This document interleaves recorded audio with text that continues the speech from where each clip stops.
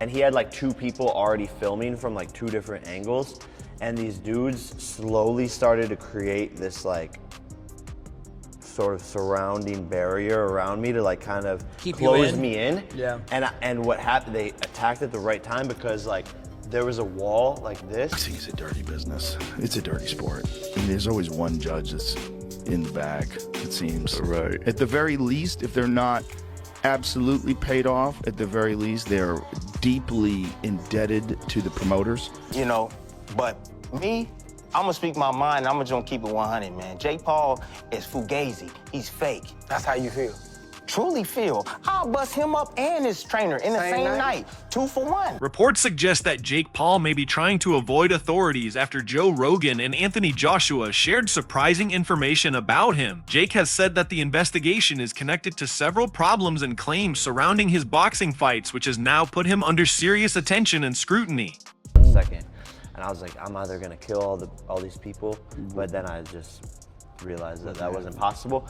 Another car pulls up and 5 dudes get out, and these were like the cleaner-uppers who had the malintention to actually like grab onto. Joe Rogan says that boxing is a very corrupt sport where money often plays a bigger role than fairness. He believes that in many fights, at least one judge may be influenced by bribes or financial pressure, which can change the outcome. According to Rogan, this kind of behind-the-scenes manipulation hurts the sport, leaving fighters and fans frustrated because decisions are sometimes made based on money instead of what actually happens in the ring. It's a dirty business. It's a dirty sport. And there's always one judge that's in the bag, it seems. Right. At the very least, if they're not absolutely paid off, at the very least, they're deeply indebted to the promoters. And there is some sort of an agenda to have this person who's either the most marketable or the one who the most is riding on. I mean, I don't think he's going to have a rematch. He didn't talk about a rematch, didn't say he wanted a rematch, and Francis wants a rematch for sure. Joe Rogan explained that the fight felt more like a controlled sparring match than a real, all-out battle.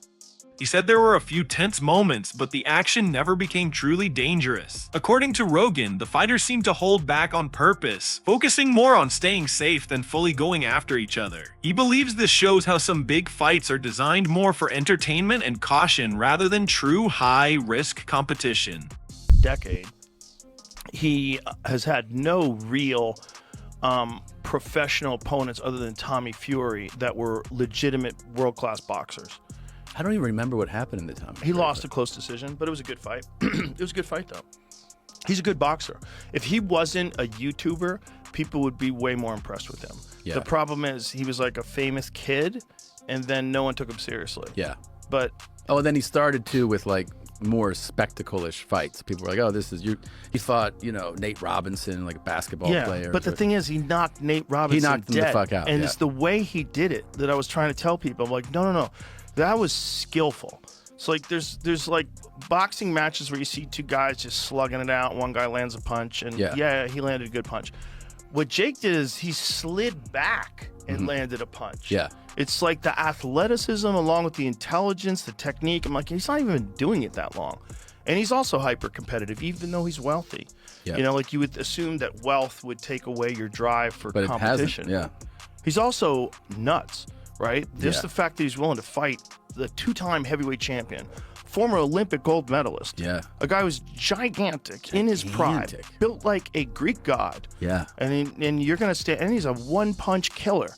And you're going to stand in front of that guy, and he avoided shots till the 6th round. He just started getting tired. Yeah, his movement in that fight was crazy. It was very good. Yeah. It was very good. He was really keeping him moving around the whole ring, and then you can't afford to get tired. That's the thing is, like, he gets tired in a lot of his fights in the later rounds. Anthony Joshua reportedly said he did not agree to any special deals or conditions for his fight with Jake Paul. He told Jake and his team that he would not hold back at all. Joshua said his plan was to come out aggressive, keep constant pressure, and control the fight from the very first bell. He wanted to fully test Jake, stay intense the whole time, and finish the fight clearly without any favors or controlled outcomes. To knock him out in the first round, in the second round, then he didn't really win the fight, even if he ultimately does win the fight on the scorecards. Do you feel that sort of pressure to not just win, Anthony, but also knock Jake Paul out? Yeah, I understand. I really understand where they're coming from. I understand. I get it. I know the expectations and demands these fans have, and I respect it. If I didn't respect it, I'll be honest with you and say, nah, they're talking rubbish. But I do get it, because I hold myself in that same regard. So I need to do it. And that's my intention, to seek. Before the fight, Joe Rogan reportedly believed there might be some kind of agreement in place because of how dangerous the matchup was for Jake Paul. He understood the huge differences between Jake and Anthony Joshua in size, strength, skill, and experience. Rogan felt that Joshua's power and boxing ability could pose serious risks, making it very hard for Jake to fight him in a normal, open way. Because of that, he thought extra planning or limits might have been needed to keep the fight under control. Depression, a severe brain imbalance that's going to lead you to addiction. It leads so many people to impulsive behavior. So many people become gambling addicts, drug addicts, alcoholics after their fighting career. Yeah. It's you could only take so much. And at a certain, like that one that he got from Joshua, ooh, you know, say if you have like a punch card, you have like so many punches that you can get in your life, which I believe you do. I believe there's a certain number. That one was like 10 punches. Yeah. That was like, there was a lot of concussions in that one punch. Sure. That was real damage. Like if someone's breaking your jaw in two places, the inside of your fucking head there's a lot of damage. After the fight, Anthony Joshua made a strong comment that caught everyone's attention. He said the knockout might have actually saved Jake Paul, because if the fight had gone on, he believed he would have broken him down step by step, both mentally and physically. Joshua's words made it clear how confident he was and how big he feels the gap is in skill and experience between them. His honest take sparked a lot of debate about the fight and what it means for both fighters going forward. Fighting's not just physical, it's psychological. And when you understand the psychological warfare, I did say to you that, Jake, what's going to happen? I'm going to see a time when I'm going to take your soul and you're either going to give up or you're going to get knocked out. And unless you have that instinct, Tim Bradley also gave a blunt take, directly criticizing Jake Paul. He said Paul's boxing career feels manufactured and driven more by hype than real competition. According to Bradley, Jake hasn't consistently faced true, elite opponents, which makes it hard to take him seriously as a legitimate contender. His comments reflect a wider doubt among respected boxing voices about where Jake Paul truly stands in the sport. I can't knock your hustle. When you built something outside of boxing and you say, hey, yo, I'm coming over here to the sport now and I'm gonna pick and choose who I fight, y'all come follow me. If they follow him, man, I just understand what it is. I know what I'm looking at. You're not gonna fool me over here, say that stuff for them other people, because I'm not gonna believe that I'm the face of, no, you're not the face of boxing. I'm not giving you that because that's for a lifer. But that's what he believes. That's cool, I can't knock him for that. People believe a lot of things for a lot of different reasons. I'm just saying, you can do all the rah-rah stuff, that's your business. But I just know what I'm looking at, right? But on the monetary side and it being an event, the truth is that when he does fight, it does bring attention around the sport. People debate, they argue, people want to see the fight. Is it legit? Is it him and Mike Tyson? No, it's an event. Fight showed how risky this matchup was for Jake Paul. Going up against a bigger and taller Anthony Joshua, Jake was forced to take a knee several times. Each fall put him at serious risk of injury, including damage to his legs or knees. Some analysts even compared those moments to the career-changing knockdowns Julio Cesar Chavez Jr. suffered against Sergio Martinez. It made it clear that just stepping into the ring with an elite heavyweight put Jake in real danger. You're in there with a bigger, taller person, so keep taking the knee. First of all, your knee, you can get ligament damage. Remember when Julio Cesar Chavez Jr. was losing every round to Sergio Martinez, and then Martinez fell to the ground kind of weird? He messed up his knee. He was never the same fighter. So you got a broken jaw, but you could have tore ligaments in your knee by having a 260-pound man, fall on top of you because you keep making it sloppy and falling around and spilling about. And even if you don't like rupture something or tear a ligament or whatever, it's not really much better than someone leaning on you. Do you know how much energy you exert by having to be like 220 pounds or whatever, 216, and keep picking yourself back up? Like I seen a thing, I didn't count myself, but it said there were 12 or 13, maybe 14 times that Jake Paul was on the canvas. Horrible strategy. And Netflix, I don't even see how they would like that. And for me, this generation they're chopped, bro. Jake Paul did all this, and y'all want me to give a bunch of credit. Jake Paul did all this talking about Joshua getting knocked out. You did whatever to sell the fight, but you didn't make good. That doesn't make you look good when you talk crazy and talk spicy, and then you have no intentions of fulfilling that. And then you got the Jake Paul fans and the Andrew Tate fans, because they lost kind of back to back, where they're trying their hardest to turn this into some inspirational story. Like, oh, as long as you're... Despite the danger he faced, Jake Paul claimed he had beaten Anthony Joshua and acted like the winner. Many analysts disagreed, saying Jake mostly relied on defense and luck rather than real control of the fight. During the match, he dropped to his knees several times and even hit the canvas, showing how much trouble he was in. From a technical point of view, these moments expose clear weaknesses against an experienced heavyweight like Joshua.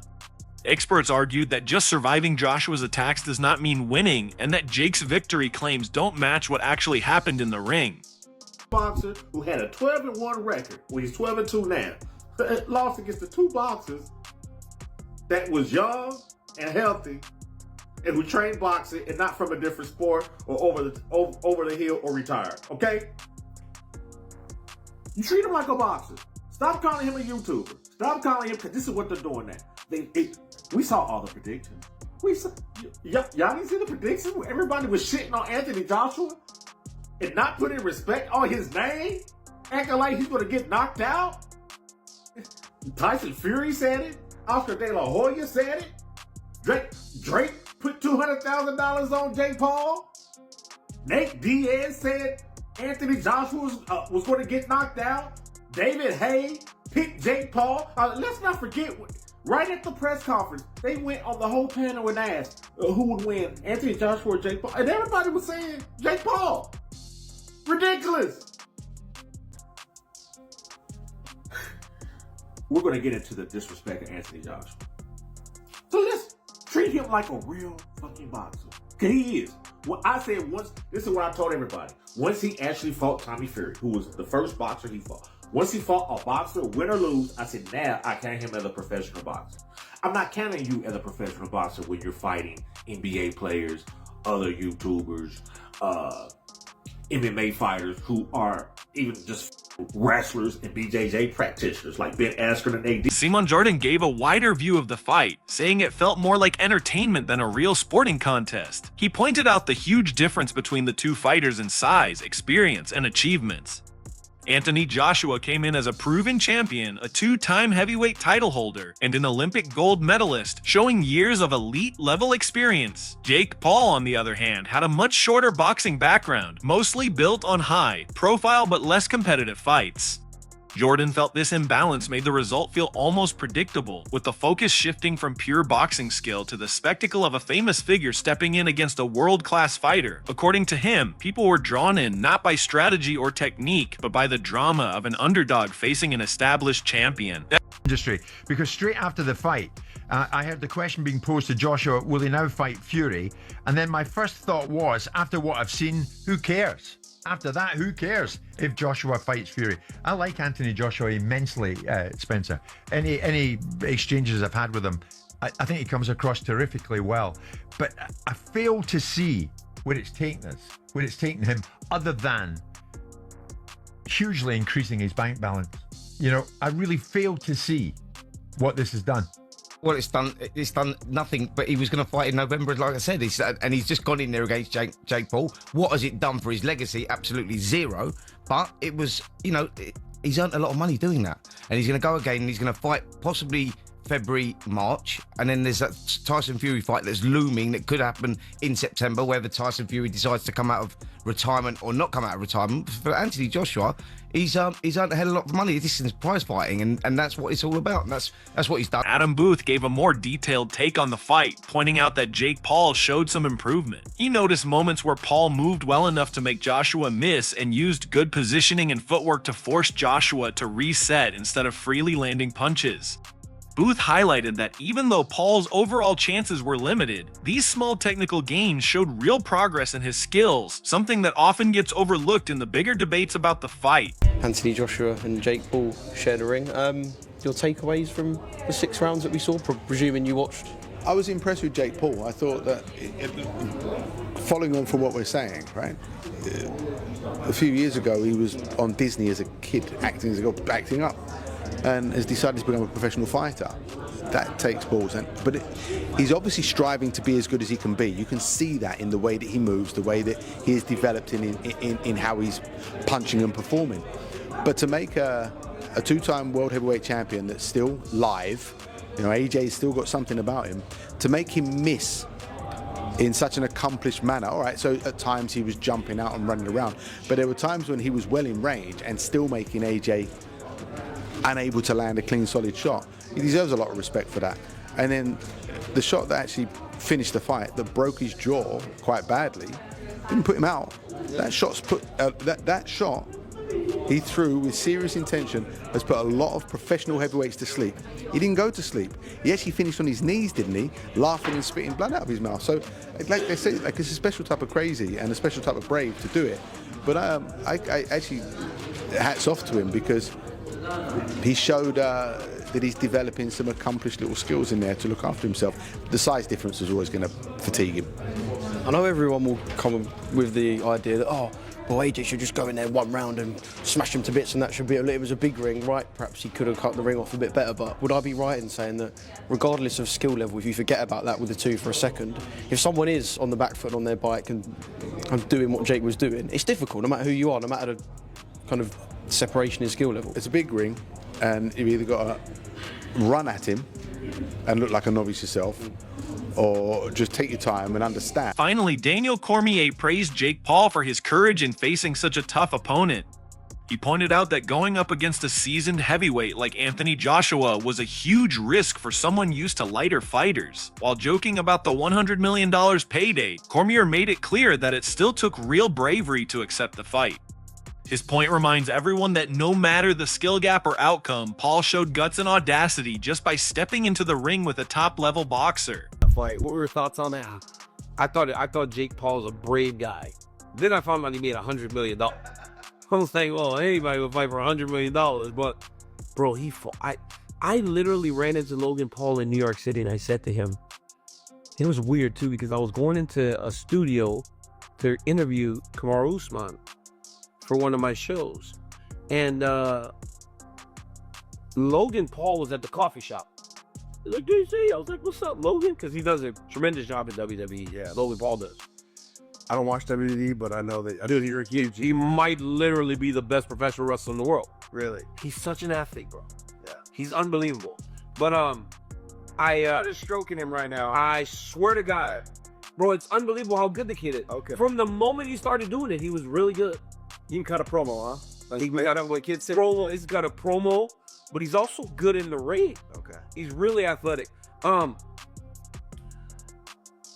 I said to him, I go, what type of safeguards do you have in place to make sure he doesn't get his head knocked off against Anthony Joshua? He's gonna fight Gervonta Davis, who weighed in at 137 2 fights ago. So now you're gonna go fight Anthony Joshua, who weighs all of 250? He said, all right. He said, he's gonna just fight him. I go, man, he's very bold. And then what happened was he ran a lot. Yeah. Here's the thing. Everybody goes, even Eddie Hearn goes, he did better than Francis. And I'm like, well, Francis didn't move around much. Francis thought he could actually fight him because of what he did to Tyson Fury, right? Couldn't. Tyson Fury might have overlooked him a little bit, and I think that's what happened. Like, he got caught with the right hand dropped. Anthony Joshua was like, I'm not taking any chances with this guy. So he fought him, and he took him serious. That's a wrap for today's video. Make sure to stay tuned for more, and don't forget to subscribe to my channel for the latest updates.